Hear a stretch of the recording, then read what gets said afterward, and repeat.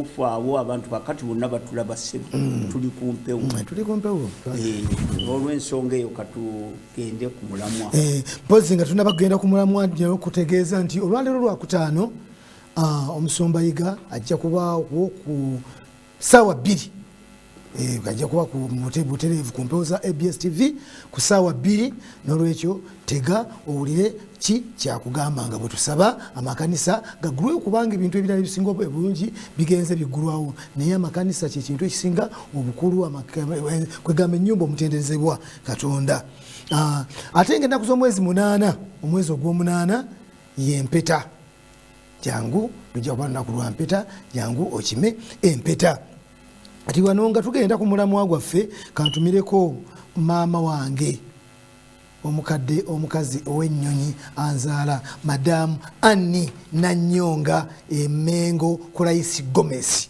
nkutumiddeko nnyo nenkwebaza byonna byokolera kojja wange Kwezi nentumira ku Mukoba Baba Salon oyo emitwe gy'abantu nekira nkusabi Mukama Katonda yeebale nnyo kuba naawe wakomyewo Mukoba Baba Salon Mukama yeebale nnyo eyakuziza kuba luli obadde otambula butambuzi ng'onoonya bantu naye kati muddeeye wa Mukoba Baba Salon waggule ebyesaanyizo byonna President byagambye abamasaluni okuba nabyo abirina Musa atunda obumonde obuzungu bwe tonjuzizza mu COVID-19 nawe nkutumiddeko nnyo mukyala Aisha Namulindwa buli lwenjagala enkota y'ettooke nga ngamba genda kaleero wali mu katale ka Farmers Market nga nze ettooke wa Aisha Namulindwa nawe nkutumiddeko nnyo abaana bange mwenna mama mawejje mwenna Batina Dola Evelyn Joseph Gerard Brenda Carol Monica mwenna mbatumiddeko nnyo kakati omukwekutifu Kwezi ebintu bintabudde omusajja Dokita Kasasa kiki kiyalya mu nsi muno kiki musango kigwe yazza mu Buganda omanyi kankubuulire buli lwokola ennyo n'ofuna ssente bayinza okuteekako emize oyo nno musezi oyo nno ssente ze zirimu ebizibu bwe yeebaka teyeebaka bwagira bwati neyeebaka agugumuka ekiro nti jangu tugende tukole kati ssente ze tezitegerekera omwana muto naye afunye ssente yasaddaaka omusajja akaddiwa ate ne ssente bwezi ebintu yabijja mu nyumba omwo mulimu omutwe gw'omuntu akati abantu batandika okuteekako ebintuntu ebitaliimu Dr. Kasasa bwe yagula ettaka lino ery'emutungo mu mwaka wa 1978 yali tayagala kuligula okusinziira ku baana be bye batugamba naye olw'okuba nti nno yali influenced ne baganda banne okwali Ben Kiwanuka n'abalala abaaliwo nga bali mu Lekeview Properties be baamuwaliriza okugula ettaka ly'emutungo kubanga omusajja alina properties nnyingi okwetolola eggwanga lyonna ery'emutungo yandibadde talifaako naye obuzibu bwajja bwe yagula ettaka eri ate obuzibu tebwajja wabula ab'omulembe guno abaagala ebiwedde bibalina obuzibu kubanga ebiwandiiko byonna birambika bulungi nnyo n'amateeka g'ettaka galaga nti omuntu alina ekyapa yabeera nannyini ttaka okutuusa nga kooti eraze nti ekyapa ekyo kijingirire oba kifu okitegeera bw'atalina kyapa tolina kyolina oba opalapalanya bupalapalanya olwaleero twagala okutunula gye tuvudde ku ttaka lino ery'emutungo ne bwe tutuusa olunaku olwaleero nga kafeero munnamateeka awandiikira ekitongole ekyayunula sente zebagenda okuwa Dokita Kasasa zebagenda okumusasula okuyisaawo Jinja Express Highway batuweeko 5 lindako kwegamba Jinja Express Highway egenda kuyita mu ttaka lya Dokita Kasasa yes kati eryawa ery'emutungo basi gende maaso kakati omusango mwakimanya mwenna ensi yonna yakimanya nti omusango bagogoba ne gusinga abaana abalangira n'abambejja kakati tulaba ate kafeero gyava awandiikire yunula ebbaluwa ng'asaba mbu babawe 5 kati tugenda kuvaako emabega gye twatandikira tujje nga tugira ngenda kuyita mu bwangu tusobole okuwa ne mukulu Kidaaga akubire mu nakanini ekyoka mu Daily Monitor eyafuluma ku Sunday Monitor ngenda kusoma omwezi 8 January 2006 Sunday Monitor yali Sunday Monitor yafuluma ng'ennaku z'omwezi 8 January 2026 yagamba nti Kabaka awabidde gavumenti ayagala bamuliirire obuwumbi 192. Njagala ekiwandiiko kino mukirabe ekya Daily Monitor eyafuluma ng'ennaku z'omwezi 6 omwaka 2028 kubanga bunakiraba kijja kutukola bulungi nnyo. Simanyi oba kinaavaayo bulungi neka tulabe nti abali mu byuma batitenkanya. Kabaka shows government for 192 billion shillings. Ndoza mukira byawo. Kabaka shows government for 192 billion shillings. Akati kagamba katya. Ssaabasajja Kabaka wa Buganda London Mwene Mutobe w'okubiri awabidde gavumenti olw'okutunda mu bukyamu ekazi eziwera ddala 64 zino nno nga ziri ku ttaka ery'emutungo. Bw'atyo n'ayagala gavumenti emuliirire obumbi bwa Uganda 192 olw'okumusasulira. Nakati ettaka lino lya bwannannyini era nga lya Ssaabasajja Kabaka wa Buganda oluvannyuma lwa kitaawe Ssekabaka Sir Edward Muteesa okulimulekera era ng'Obwakabaka bwa Buganda ettaka lino teribuvunaanyizibwako. Ssaabasajja Kabaka wa Buganda munyiivu olw'abakungu abali mu ministry evunaanyizibwa ku by'ettaka olw'okukyusa ettaka ne balijja mu mannya ga Ssaabasajja Ssekabaka Muteesa ne balizza ku mannya ga Dr. Kasasa Muhammad. Olabye Ssaabasajja Kabaka ye yawaabiraani gavumenti naye ettaka lino aba ministerial lands tebalijja mu mannya ga Ssekabaka Sir Edward Muteesa ne baliteeka mu mannya ga Dr. Kasasa. Victoria Mpologoma bwaweebwa obuyinza okutunda ettaka eryo nga Ssekabaka Sir Edward Muteesa ali mu ggwanga erya Bungereza bwe yajja kuno ettaka yaliguza Benjamin Kintu Kwemalamala omusuubuzi w'emmanya omukuukutivu n'amafuta e Masaka era ettaka eryo lya transferingibwa ne ligibwa mu mannya ga Ssekabaka Sir Edward Muteesa mu mwaka wa 2008 ne lizibwa mu mannya gaani Kiyingi mu mannya ga Benjamin Kintu Kwemalamala. Benjamin Kintu Kwemalamala n'alitematema n'aguzaako n'abaleke view properties abaaligula. Abaleke view properties be baalisinga mu Bankrate Bank Dr. Bule Kasasa giyaligula. Kakati awo nvuddewo. Kakati waliwo Sunrise eyafuluma ng'ennaku z'omwezi 7 omwezi ogwokusatu mwaka 2008 waavaayo lawyer eyali akola mu Ministerial Lands eyagamba I sold Muteesa's land. Kaakano njagala abantu bakalaba. Kinyonyoke bulungi. Nze natunda ettaka lya Ssekabaka Sir Edward Muteesa era nga lawyer ono ye yakola omulimu gwonna ogw'okutransferinga ettaka. Abantu bano bakikola I sold Muteesa's land. Oyo kakati kabasomere mu katono kubanga njagala mbavunulira mu Luganda mbisoma mu Luganda kubanga buno obutono temujja kubulaba. Oyo yali Sunrise yafuluma ng'ennaku z'omwezi 6 omwaka 2008. Akati wano Kiyingi yagamba bw'ati kubanga Kiyingi ye yali akola mu Ministerial Lands but Kulumba Kiyingi advocate mu kibuga Kampala yawandiika open letter eri mu mawulire agobwannannyini mu July mu January w'omwaka ogwo ng'agamba nti nno Kabaka mbu yeegasse ne bapuliida mu kibuga Kampala okubba ensimbi za gavumenti. Kaakati n'agamba nti nno n'agamba nti Muteesa ettaka lye yalitunda nga yeeyagalidde era Kiyingi n'agamba nti Kiyingi obakasome mu Luzungu kano Kiyingi himself presided over the sale of the transfers of the property while working as a registrar of titles in the Ministry of Lands in 1960s. Kiyingi yavaayo Kulumba Kiyingi yali lawyer mu kibuga Kampala yavaayo n'ategeeza nti nno yeeya transferring oba ye yakyusa ebyapa eby'ettaka lya Ssekabaka Sir Edward Muteesa mu myaka gy'enkaaga byali ng'akyakola nga registrar mu Ministry ya Lands n'alijja mu mannya ga Benjamin Kintu Kwemalamala. Kati Kiyingi kye yali alwana wano ng'agamba nti nno Ssaabasajja ne bapuliida tebayinza kuwaabira gavumenti kubaliyirira obumbi 1,900 bwe baali baagala ng'ate ettaka baalitunda mu butuufu tekisoboka. Sunrise eyo osobola okumunoonya n'omufuna. Kakati bwe tuvaayo abakulu abo baagenda mu kooti ne bawaabira Dr. Bule Kasasa. Omuguzi ow'okusatu abaagenda mu kooti kwaliko Ssaabasajja Ronald Mwene Mutobe w'okubiri n'Abagereka Red Damali Kisosonkole n'alinnya Doris Nasoro Prince Henry Kalimeera n'alinnya Sara Kagere n'alinnya Agnes Nabaloga Prince Michael Ndabula Prince David Goloba Prince Dina Kigga Prince Princess Dina Kiga, Prince Herbert Kateregga, Princess Diana Teyagala, Prince David Wasajja. Kati bano ne bagenda mu kooti. Ne bawaaba. Nga bakulembeza Ssaabasajja Kabaka wa Buganda. Nga omuwaabi omuki omukulu kubanga wali mu mawulire tulabye nti nno ettaka lino private land ya Ssaabasajja Kabaka wa Buganda. Kibalowooza nti nno likyali lyabwe kyokka nga ate taata waabwe omugenzi Ssekabaka Sir Edward Muteesa yaleka alitunze. Ndowooza tekijja kuvaayo kino bulungi katukireke tujja kugenda kinavaayo. Omulaba Ssaabasajja Kabaka yakulembeddemu awo mu mpaaba eno eyasooka nga bawaaba omusango guno ogwasooka. Kakati nga bawaabira administrator general.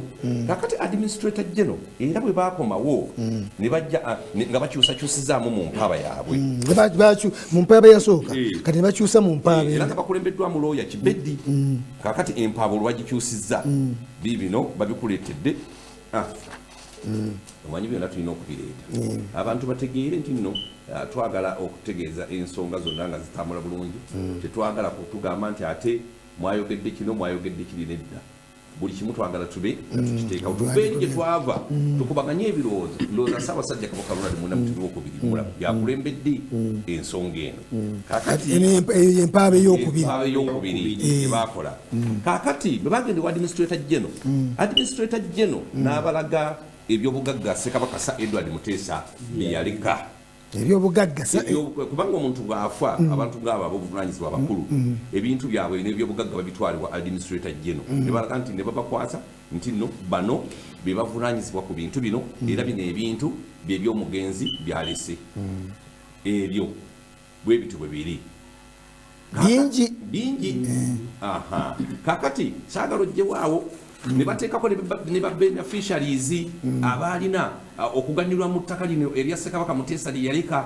Ba beneficiaries beebo naye ku ba beneficiaries abalika balina okufuna mu bintu bya Ssekabaka Sir Edward Muteesa ndowooza erinnya ly'omulangira David Wasajja teririiko. Kuliko Mutebi Muwenda Ronald, Nassolo Namukaabya Dorothy, Kagere Anne Sarah, Sona F, M.G. Ndawula, Nabaloga Catherine Agnes, Kiga Makali Kidi, Kimera Masaba ne Goloba.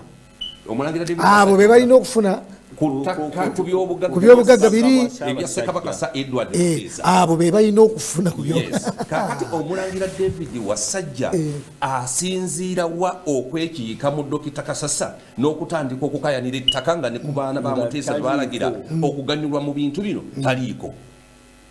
Okitegeera muli mu program ddala ekituufu kyeki ekituufu kyeki kakati tutandika okulaba ekituufu kyeki ku mbeera eno eriwo eya Dr. Bole Kasasa ne Mengo oba n'omulangira Wasajja. Kakati ebyobugagga nandibisomye naye obwo tetulina. Kakati ne tugenda abakulu bano balabanga ebintu biganye ne baleeta ne bakola memorandum of understanding.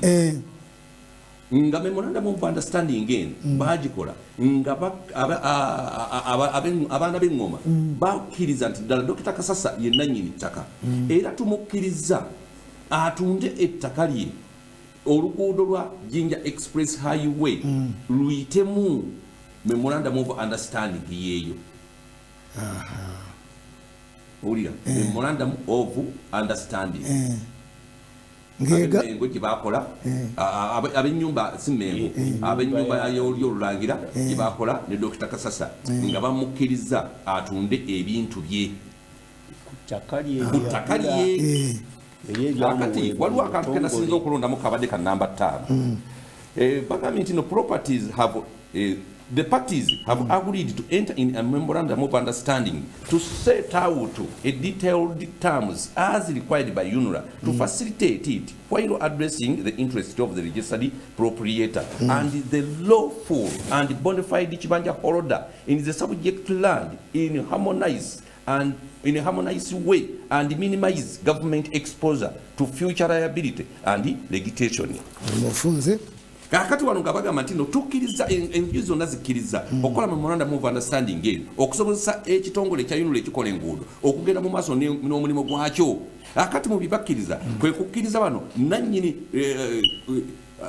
nannyini ttaka registered proprietor yewekyapa registered proprietor yewekyapa ye Dr. Kasasa ayina ekyapa lawful and bona fide kibanja holders n'abalinako ebibanja ku ttaka lya Kasasa kubanga gwe w'ekibanja obeera kungulu Kasasa yalina okuwa consent n'ogenda mu UNRA n'okkirizibwa nti no kakati bagenda kukulira ssente eyo memorandum of understanding ejja akati mu memorandum of understanding yali tennaba kutambula kooti n'egoba omusango yeno order kooti bwe yagobera omusango nga teguliimu makulu kooti n'esala omusango ogwali gugenze genda kusoma mwezi 20 omwezi ogwokusatu omwaka 2020 kasere mukama akantu kano kalabike bulungi order yagoba omusango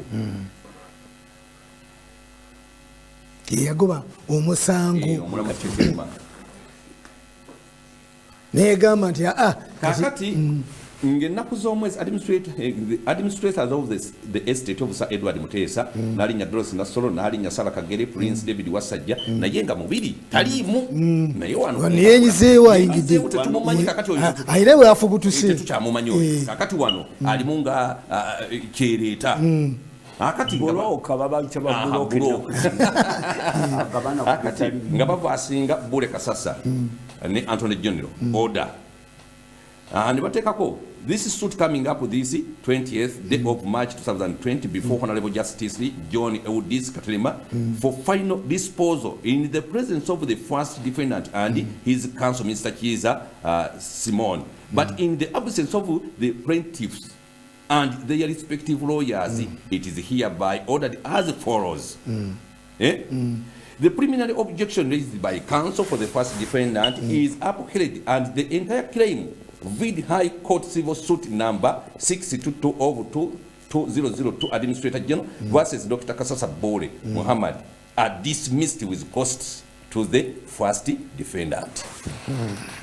Omusango guno omulamuzi Katirima yagugoba ng'ennaku z'omwezi 20 omwezi ogwokusatu omwaka 2020 nga alagidde abamuwaabira okuli administrator okuli Sir Edward n'alinnya Nasolo ani bonna baliyirire Dr. Kasasa ensimbi eziri mu buwumbi kakati 14 ekyo ne kiggwa ne tukiteeka njabula tusobole okutuuka ku nsonga eri amangu kakati bibadde tebiri bityo nga Dr. Kasasa yuno legenda kumuwa sente kafeero loya ekitongole kyayo kafeero ndo gwe mwogerako loya mulamba baloya mubeeramu ab'ekibogwe ne bo mubeera mu baloya emirimu gyabwe gyejo yakulayinga tekyeyiwunyisa ennaku zino yalibadde laaya naye kati netuteekako naye ekyokubiri kafeero bwe mubeera mu kirasi nga muli bagezi obanga muli mu kirasi emu ne mubeeramu abagezi n'abatali bagezi naye bonna babayisa so ono naye yeetaaga kuddayo asoma gawandiika ebbaluwa the administrators of estate of Sir Edward Muteesa agreed to vary the temporary injunction without prejudice to the claim of ownership of the disputed land but in the interest of public good and development of the Stored Road project this consent order intended to allow UNRA to commence the process of compensation to both parties in the dispute equally and the proceeds to be shared on 50-50 basis. Awandika ndole kitongole kya Yulula batana batuwe kwa akaunti ya baba wakudiruki awe tukomawo okunyo njagadde tusooke tuyite mu bintu bino mangu kakati ekyayongera okwemula abasajja bano abalangira ye baluwa eno omulangira David Wasajja yateekako omukono ate n'ateekako n'ekifaananyi kye nga ajjako caveat era ngakkiriza nti Dr. Kasasa ye nannyini ttaka omutuufu Wasajja naye newankubadde nga si beneficiary ku bintu bya Kabaka Sir Edward Muteesa naye yawandiika ebbaluwa kubanga yali ataddeko caveat yambusaako era ekifaananyi ekyo ekiriko okaba ekifaananyi ky'omulangira David Wasajja bulungi nga bwe yekyaliko kubanga ye yakola ensonga eno kiikyo omulangira David Wasajja ye yateekako najjako caveat Mukama Katonda abantu bano balabe twagala ebintu bino tekiteredde bulungi kakati tugende nga bwe tusoma mpola mpola ebiwandiiko ebyo tulabe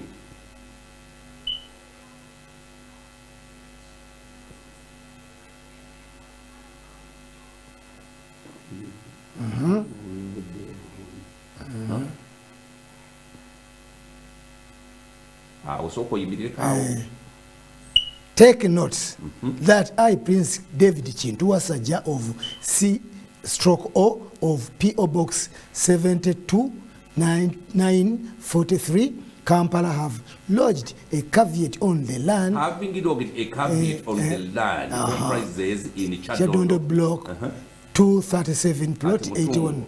On the 20th day of September, under I withdraw the said caveat. I hereby withdraw the said caveat. I hereby withdraw the said caveat dated the 31st of October 2019. Okitegedde? Signed by Prince David Kintu Wasajja caveat. Najjako caveat. Kakati twabadde tukyali awo ate ebintu ne bitusobera. Omwana w'omugenzi Kiwanuka Kajimu Maurice Kajimu Kiwanuka eyatunda ebijja bya maama we wali erubaga naawo nze bwe nabeera yakumanga erubaga awo kojjange Bulega yabeeranga awo nga ye musirikale wa Ben Kiwanuka nga we tubeera mwana yatundawo dda kakati ng'avaayo ngagamba nti princess Nalinya by her powers of Anthony transferred the land into her names and thereafter sold the land and transferred it to Paulo Benjamin Kintu Malama on 12 June 1968.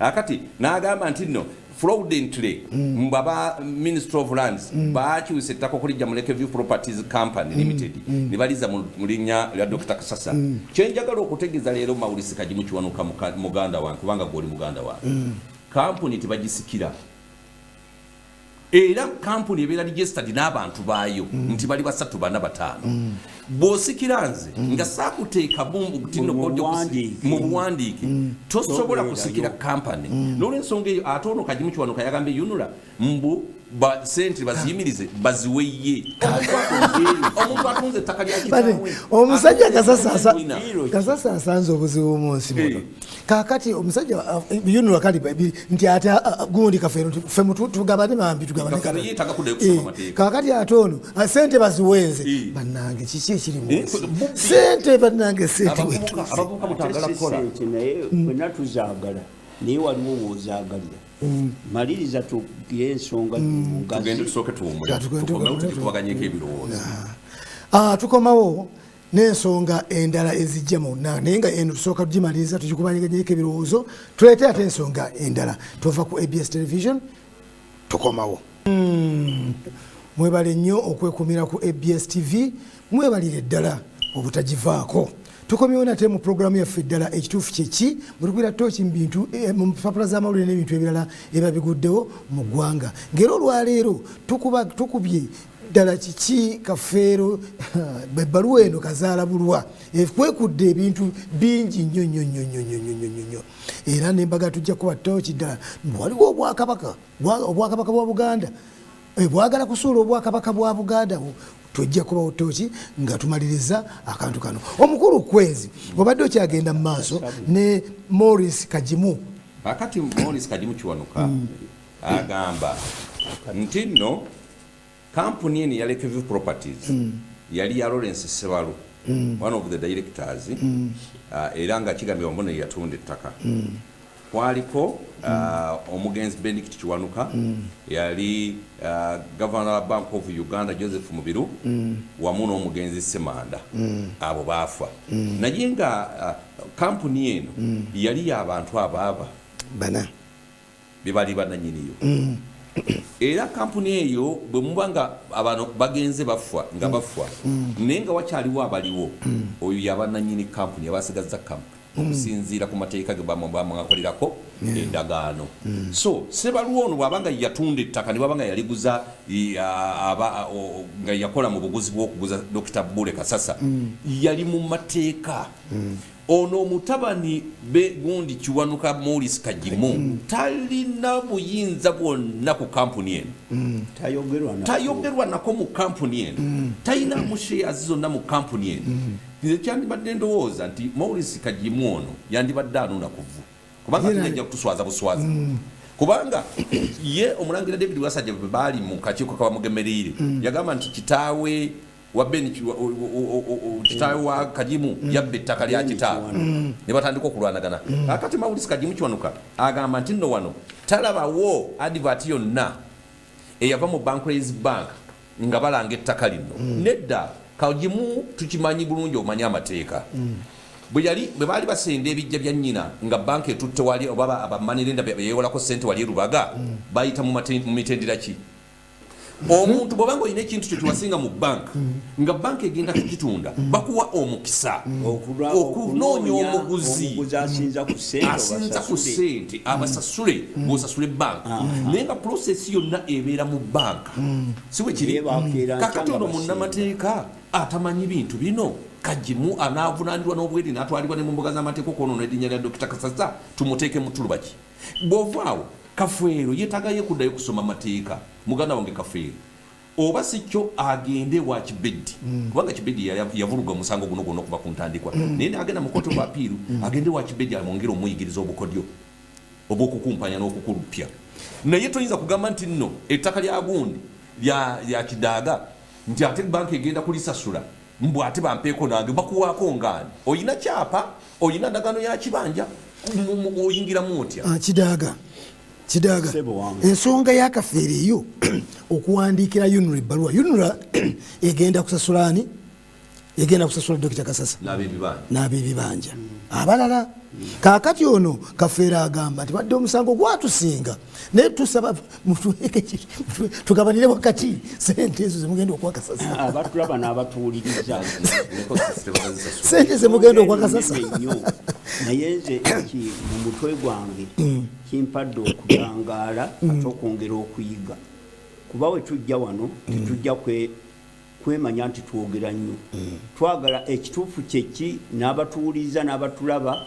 bamanye ddala ensonga gyetuba tusimbyeko essira tugijje ku mulamwa bwe twagijja tugiguse genda kuyogera y'ennaku zino bweri tugguse ekintu kino nga kyava ku Dr. Kasasa n'abalangira ne Bassekabaka abaafa nga gwe mulamwa gw'ensonga eno nzijukira nti we twagitandikira abantu baali batuvumirira n'okutuvumirira nti tulinyirira Obwakabaka oba tulinyirira abalangira awatali mukopi omulangira tagira ki tabaawo ate awatali mulangira n'omukopi tagira ki tabeerawo fwe twalaba nti nga Katonda bwe yatuwa omukisa guno ky'omusumbayiga yatukkiriza okuteeka wano ebintu ebikwata ku ttaka tutangaaza abantu ettaka tetujja kutangaaza ttaka lyeri gindi Kabulengwa oba lyegindi twasookera ddala ku kinyusi kyennyini okulaba nti tunagenda okukkirira oba banakkirira wansi nga balina entandikwa ennungi ekifaananyi ekirungi ekirambise nti ensi kati abantu banyaga bunyazi bintu by'abantu kikyatuleeta wano era kyekyateesaawo pologulamu eno ekituufu Kyeki ku ABS naye ebintu bingi nnyo mukulu wange kwezi byagize ekyo oba muto wange byayogedde naye byonna nga bigenda okwebulungulula biri mu kintu eki kimu kyobukumpanya bunaabutuusaawa ng'ate ffe twekumpanya bonna bukumpanya okusinziira ku balamuzi ffe twekumpanya kuwandiiko byonna biraga nti omusajja Dr. Kasasa mutuufu ate waliwo ogambidde nti Kasasa omusaasidde nze sisaasira Kasasa musaasirani ffe twesaasire ate Kasasa atuwadde ekyokuyiga sirabawo we musaasirira ffe tuba twesaasira abanyaga Kasasa gwe tunyaga temukaabiranze kakati Dr. Kasasa ali ku mulamwa bino byonna naye banagenda okujjako ng'ensi eneezikirira enkya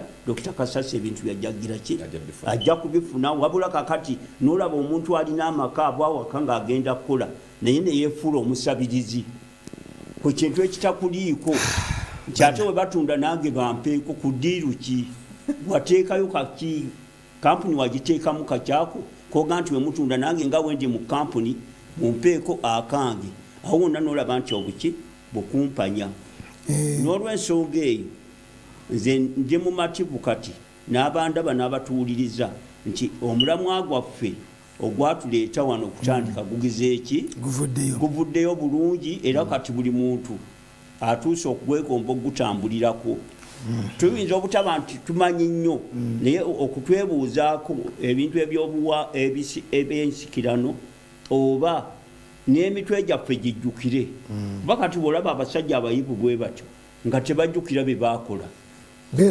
beerabidde amangu ago naye yerabira nti yajjako ne kabineeti nakkiriza kidaaga atunda ettaka lye ate n'amuyita eno nti ate tolitunda kakati oyo aba nti yesi mulangira ng'omulangira naye ate kekali kewagambye nti awatali mukopi omulangira taliiwo sebo omulangira kubanga abalangira tebawasa ŋŋanda bawasa mu bakopi fe bakoddomi baabwe sebo omulangira kintu wasajja kibi nnyo ate kireeta ennaku mbadde nkusaba ebintu bino biveemu tuswala obuganda buswala kubanga tebutunuulira gwe mulangira wabula butunuulira Ssaabasajja Kabaka ate kati n'abaganda tutandise okubwamu ebituli tutandise okukolaki okubwamu ebituli tutandise okwekumpanyanga mukulu Kidaaga bwagambye nti Mayanja akumpanya Kidaaga akumpanya Kwezi naye nga ffenna tuli mu programu emu ekituufu kyeki kati ffe twekumpanya ate tujja kulaga awo tuba tukoze eki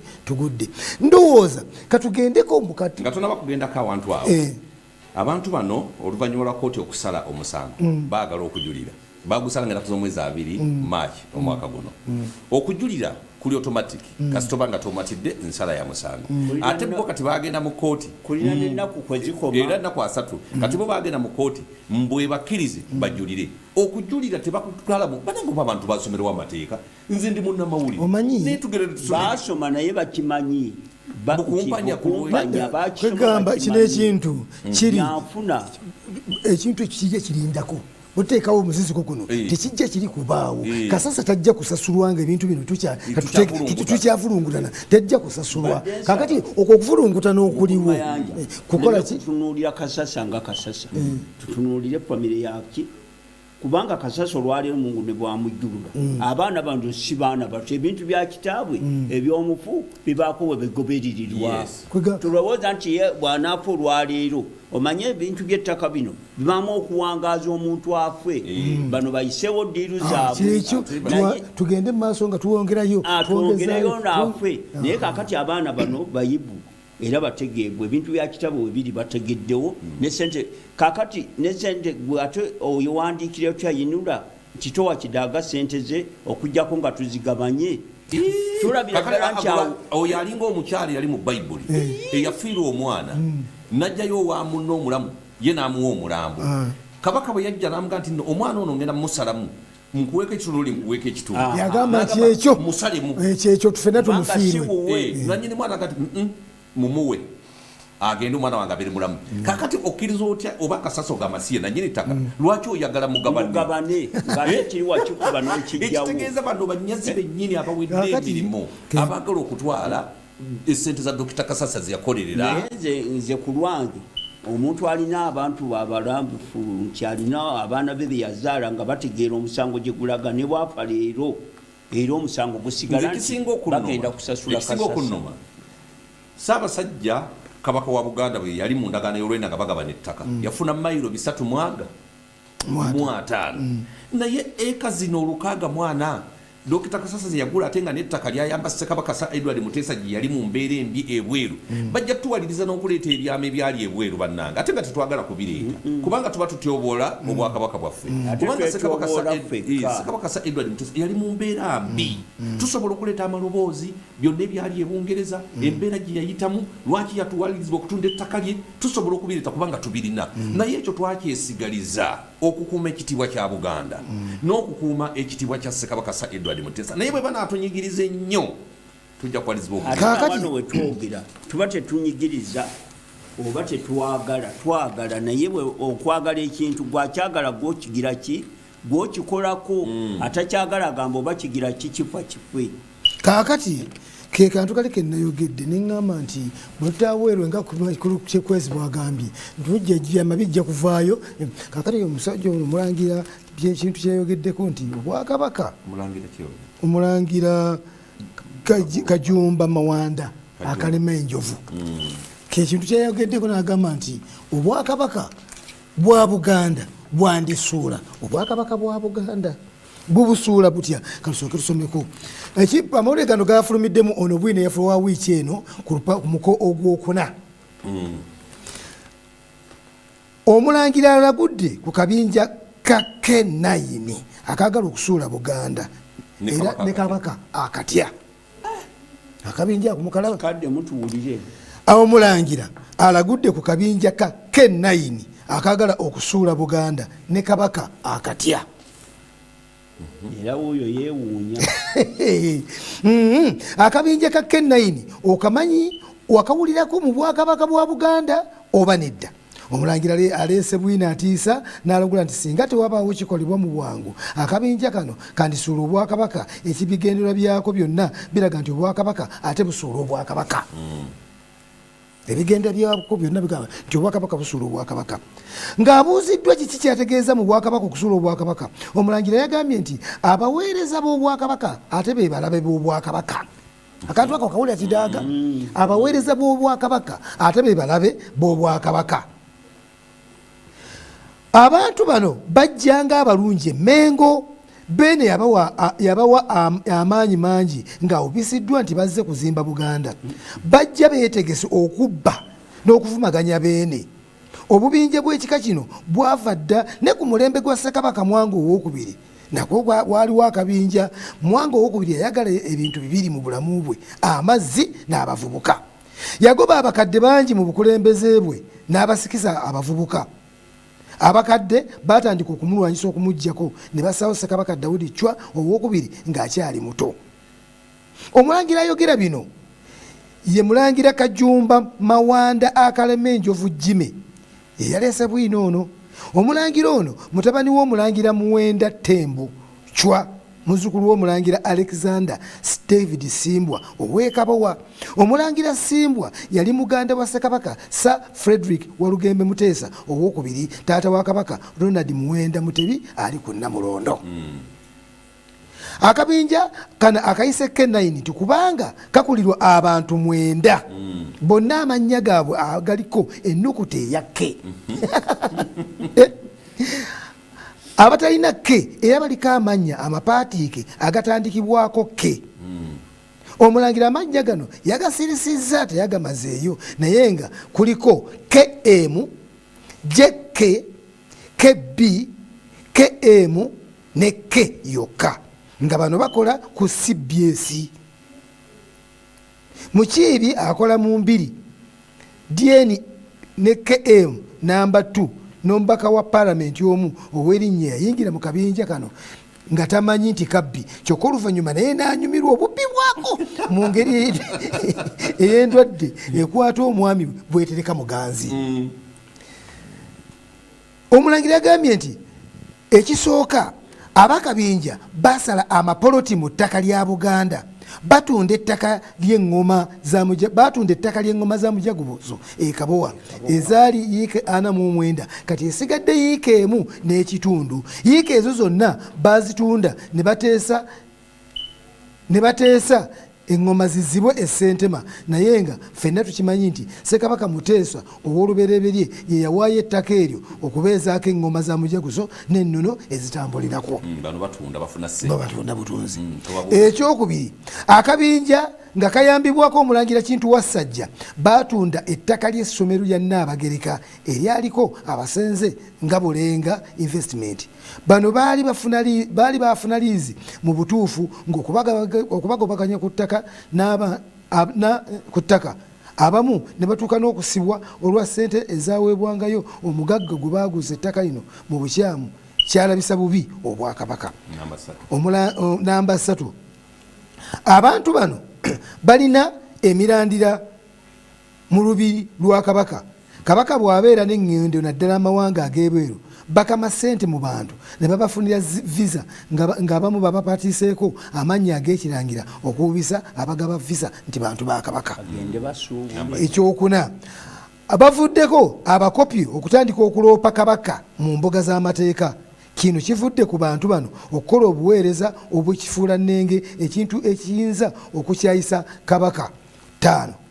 Abamu ku bantu bano baleeta ddiiru za liizi ez'amancyolo emmengo. 6. Abantu bano bapanga liizi ku bantu ab'enjawulo ku ttaka lyerimu mu kitongole kya Buganda ekya Buganda Land Board. 7. Abamu ku bantu bano baleese emivuyo ku ttaka ly'e Mulungu ku mwalo. 8. Bano era baleese ekiteeso okuguza omugagga w'omu Kampala John Bosco Muwonge ettaka lya Butikkiro azimbeko lock up shops. Ebutikkiro bannange ne Butikkiro agenda. Namba 9. Buganda tekyalina ttaka. Buganda ttaka tekyalina ttaka. Batunze polisi eziriraanye olubiri nga ne bwe bakyasembye okutunda bwe wabadde ettaka lya State Parents balikozeemu obuwumbi bw'ensimbi 17. Edda bw'atyo omulangira bwe yagambye. Namba 10. Abamu ku bali mu kabinja kano balina obuvunaanyizibwa emmengo ne mu gavumenti eyawakati naddala mu kitongole ky'ebyettaka. Olumu bapanga ebyapa ebiriko emiteeru. Omu alina taata we eyaweebwa ddiiru ey'okukola obuyinza bwa Maxstones obukozesebwa mu kupunta ettaka.